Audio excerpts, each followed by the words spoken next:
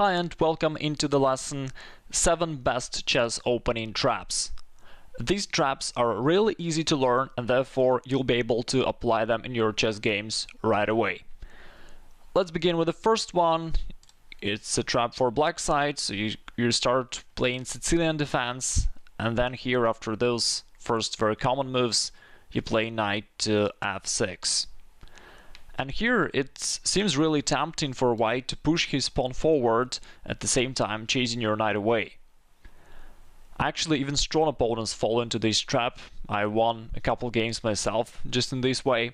And if white makes that move, the move which you provoked, the move e5, then you have the double attack, queen a5 check, with the double attack of opponent's king and the pawn. And therefore, after white plays any move to cover his king, for instance knight c3, you just grab the pawn and you're a pawn up.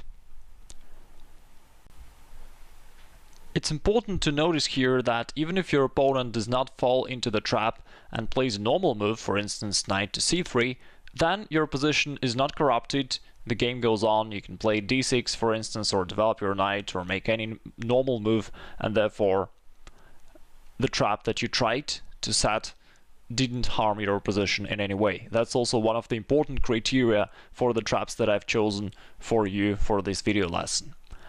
Alright, let's go ahead to the next trap. Here's trap number 2. This time you're playing white, and actually you can execute almost the same trap as we have just observed. You start the game with e4, and after your opponent plays c5, there follows knight f3, d6. Black is trying to play the Najdorf variation, the most popular variation of the Sicilian defense played by Fischer, Kasparov and many other great players. Here we continue with pawn to c3, preparing potentially the d4 advancement, which will build a strong center for you. If black tries to counterattack by playing knight f6, then it looks like he's attacking your pawn on e4 and you have to protect it. However, you can kinda overlook opponent's threat and make a blunder, so to speak. You play bishop e2, ignoring opponent's threat. And if your opponent happily grabs the pawn, then it enables you to execute a very similar thing, double attack queen to a4, which is check to opponent's king and also attack of opponent's knight. Once again, I specifically selected those traps that follow the same tactical motif, and therefore for you it will be easier to remember them. So just the last trap we observed, you were using the same trick for black side, and here you use the same trick for white side. Therefore, after black plays any move to cover his king, you just grab the knight and you won the game. Similar to the previous trap, even if your opponent does not capture the poisoned pawn, still nothing bad is happening with you. If your opponent is aware of the trap and he does anything else, like playing knight to d7, and now he's threatening to capture your pawn, you can simply protect it by playing pawn to d3, and your position is safe, everything's fine, you're gonna castle and continue the development of your pieces, and everything is just fine. We're moving on to the trap number 3, which you can execute against Caro-Kann defense, and this is probably the most powerful trap of all in a chess game at all, because here after black goes knight to d7, which is one of the common moves, another common way is bishop to f5. Those are two most typical moves for black to play here. If black chooses the line knight to d7, preparing an advancement of his other knight to f6, then you can prepare a smothered mate by playing queen to e2. And at first it seems that you're just somewhat developing your pieces, maybe preparing long castling, but if your opponent plays what he intended to play, with knight to f6, then you've prepared something really powerful, which is knight d6, smothered mate, and it's mate in 6 moves, which is an extremely rare thing in the game of chess. Very beautiful position. If we take a step back, and let's say your opponent is aware of the trap and he does something else, so he does not let you execute your threat. Again, you didn't damage your position in any way, you'll just continue your development. You can go on with knight to f3, develop your bishop somewhere, and probably castle long side, so the move queen to e2 in a way is even useful for you. For instance, if your opponent goes pawn to e6, then you can continue with bishop to f4, which prepares two interesting things. One thing is that you're ready to go knight d6, which is kind of unpleasant for black, because then after trade-off of the opponent's bishop, it will be difficult for him to castle. Also, you're preparing castling long side, and all in all, your position is very good. You can execute a very similar tactical motif in a totally different opening. Let's have a look. It starts with e4, e5, knight f3, knight c6, bishop c4, and here there is a move knight to d4. It's quite a well-known trap, and yet some players still are unaware and they fall into it. At first it looks like just a blunder, because the pawn on e5 is left unprotected and it's tempting for white to grab the pawn. But if you do that, that really almost loses the game on the spot. You have the very powerful reply queen to g5 with a double attack of opponent's knight on e5 and the pawn on g2. And then there are a few main moves that white can try here. The most natural one is knight takes f7, capturing the pawn and attacking your heavy pieces. But then you go with queen takes g2, attacking the rook at h1. And if white removes the rook from the dangerous square, plays rook to f1, then you can capture the pawn on e4. It is check. White has to play bishop to e2, and then you continue with knight to f3. As you can see, it's a very similar tactical motif, the same smothered mate that we have just observed in the previous example. Let's see what else can happen here after your move knight to d4. White captures the pawn, you go on with queen to g5, and here let's say white still goes knight takes f7, you play queen takes g2. Let's see what happens if white, instead of moving the rook to f1 that we have just observed, what happens if white would take your rook on h8? What happens in this line? Here still everything's super good for you. You take white's rook on h1, which is check. The only move for white is bishop to f1. Then you make another check, queen takes e4. Once again, white has to cover the king. Then you take the pawn on c2. It is check, the king has to go to f1, and then queen h1, checkmate. You see that no matter what white tries, he is just swept away entirely, and you're winning the game very quickly, and you totally destroy white. If you wish to know more details about the trap that we have just analyzed, you can find the link in the description below the video. We have the blog post about it where it's covered in greater details. And let's move on to another trap where once again the similar tactical motif can be executed, and this time it's also a somewhat even more typical thing for black to play, because here, after bishop to c4, instead of going that little bit dubious move knight to d4, you can just continue with knight f6, the very classical line, and after white continues with knight g5, attacking your f7 square, you continue with d5, and after pawn takes d5, instead of other moves like knight a5, you have a tricky move knight to d4. And at first sight, it's really tempting for white to go on and execute his threat to f7 square, which he was trying to impose by his previous moves, and white can just push the pawn to d6.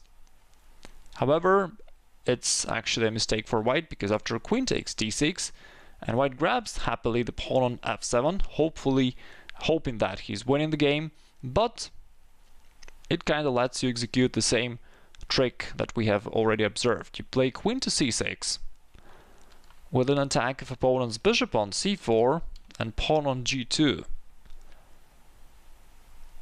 And by the way, the bishop from c4 cannot just go away, because also the knight on f7 must be protected. So if white captures the rook on h8, then you play queen takes g2, and this is something very well known for you by now. You're attacking the rook, and once white plays rook to f1, you continue with queen e4 check, and after bishop e2, it's a smothered mate, knight f3. Let's analyze one more line which may happen in this variation. White goes knight g5, you continue with d5, and then this tricky move knight to d4. and white tries to execute his threat by playing d6, you capture the pawn, and here we have just analyzed the consequences of the move knight takes f7. Let's have a look at another attempt in move bishop takes f7. It looks very good at first sight, because it captures the pawn and it attacks your king. However, after you play king to e7, white suddenly realizes that he doesn't have much pieces developed. He has only 2 pieces developed so far, and therefore he can't really execute any serious attack. Moreover, these pieces are currently in danger. You're gonna play h6 on the next move, and then the white's knight cannot go away because the bishop will be lost. So white is actually in a big trouble here. If he tries to retreat to save his minor pieces and plays something like bishop b3, then you just can take this bishop, and then you start kicking away the knight by playing h6, and after knight f3 you go forward with e4. The knight has to retreat very much backward to its original square, and now even though black is a pawn down, but you have a very active position, you can move the king to f7 to a more natural square, and you have quick development ready. You can go with bishop to g4 and you quickly bring the pieces into play, and you still have the very good and very active position. We have already analyzed 5 typical traps, and we have 2 more. Let's have a look. This one you can use with black against Ruy Lopez, which is one of the most common chess openings of all. Here you play a6, bishop a4, it's still the main line. And now, instead of knight f6, which is the most typical move, you can go pawn to d6. Steinitz used to play it that way, the first world champion. And let's have a look what can happen here. The most aggressively looking move for white is the move pawn to d4. Because you see that there is a pin on your knight here, and white is trying to execute this pin. For instance, with his previous move pawn to d4, he's now threatening to play d5 and just winning your knight on the pin. However, you have prepared something. Here you go b5 to push the bishop away, and after bishop goes back to b3, you just grab the pawn with the knight. So far everything looks very good for white, but now if white captures the pawn with the queen, then he's losing the game. On a side note, if white does not fall into the trap and does not capture the pawn but is doing something else, then you also just continue your development normally. You play knight to f6, bishop e7, castling, very standard moves, nothing fancy, and again, it's just a normal game of chess. But what if white captures that pawn and plays queen takes d4? That enables you to play c5, and here is the trick you're gonna execute. Right now you're attacking white's queen. And when the queen goes away, you're willing to play pawn to c4, and the white's bishop on b3 is trapped. That's your idea, that's how you're gonna win the piece, that bishop on b3. If white tries to escape by playing queen d5, which seems to be an aggressive move because it attacks your rook on a8 and your pawn on f7, but there is a way for you to simultaneously protect those 2 weaknesses by playing bishop to e6. The queen is attacked. If white tries to play queen c6 check, then you cover it with the bishop. And if white goes back queen d5, this time you do not repeat the moves by playing bishop to e6 once again. It would be just a repetition. But now you can see an important difference. By making those maneuver with your bishop, you protected your rook with the queen. And therefore now it's not a problem for you, and you can go on and execute your main threat. You can push the pawn to c4, and the bishop is trapped. That's how you win the bishop, and with this serious material advantage, hopefully you'll win the game really easily. Here comes the last trap of this lesson.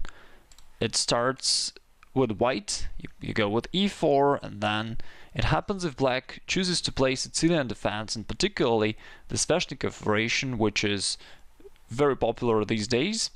Lots of strong players play it, and of course lots of amateur players repeat this strategy with black. And here goes the main starting position of Sveshnikov defense.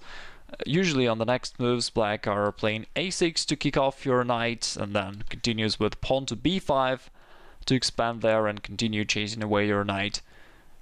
And the main move for white is just to develop the bishop to g5, which is certainly a good option.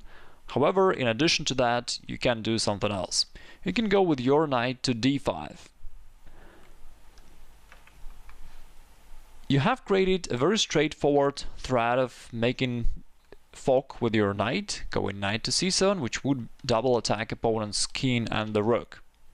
By the way, I've noticed that in blitz games sometimes this threat actually does happen, because oftentimes your opponent who plays the Sveshnikov defense, at this point he was going to play pawn to a6, and oftentimes he pre-moves it, or he's just really pushes that pawn to a6 on the next move quickly without evaluating your move really, and that's how he can fall into this very straightforward threat of yours.